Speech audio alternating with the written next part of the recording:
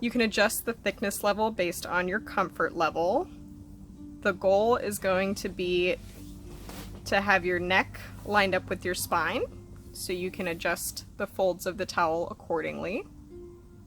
Make sure there's enough room to breathe, that everything is lined up, that the head is lined up with the neck, which is lined up with the shoulders and the back.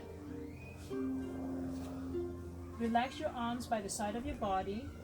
On the side where you're doing the exercise, you can let it loose a little on the outside. Just bring it out a little bit. This way, the muscles around the shoulder blade will not be cheating to help push the shoulder blade into the spine. So this whole structure is actually a floating structure.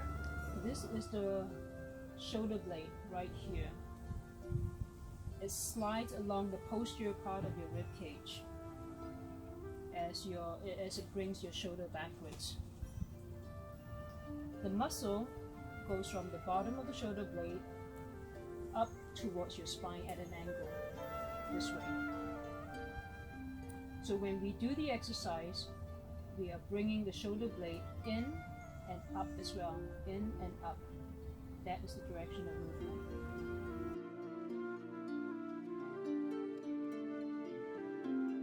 We want to come up slowly over 3 counts, 2, 3, hold it there, squeeze it tight for 3 counts, 2, 3, and then release it, 1, 2, 3, slowly.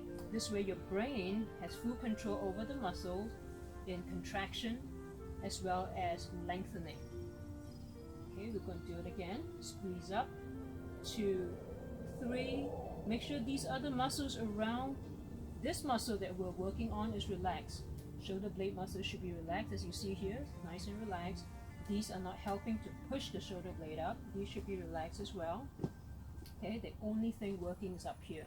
So squeeze for 3 counts, 2, 3, and release slowly, 3 counts. Okay, we're going to do it one more time. All the exercises are done 3 times. Make sure as you're squeezing the muscle up, you're letting the air out of your lungs. You don't have to actively breathe out, but just let the air out of your lungs. We incorporate breathing into it because it helps input information into your brain effectively. I'm going to try it again. So we're shortening the muscles now. Squeeze up, 2, 3. See the point of the shoulder blade right now is in here, almost touching the spine. Hold for 3 counts, 1, 2, 3. And now we're lengthening, releasing, 1, 2, 3. It's so important during the releasing part that you have full control over your muscles as well. There's a lot of injuries occur when the muscles are letting go, but your brain doesn't have control over the muscle.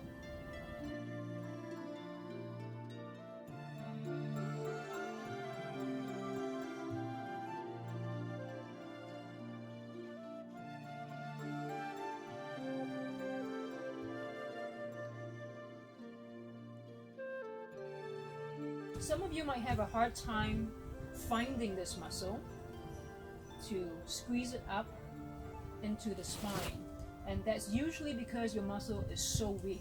The way to modify this exercise is to get a towel and roll it to a thickness that will allow the ball and socket of your joint to be in line with the spine horizontally. This way we are making the exercise easier by just allowing the muscle here to squeeze in without having to lift the shoulder blade up from the ground. So by raising the ball and socket joint here, all your shoulder blade needs to do is slide in. As this muscle gets stronger, you can start thinning out the support so that the ball and socket here can drop a little more. So now as you're squeezing in, let's squeeze again, there's going to be just a little lift. Okay, you can see the angle of the shoulder blade again. It's very nice, it's pointing into the spine. And then release it slowly.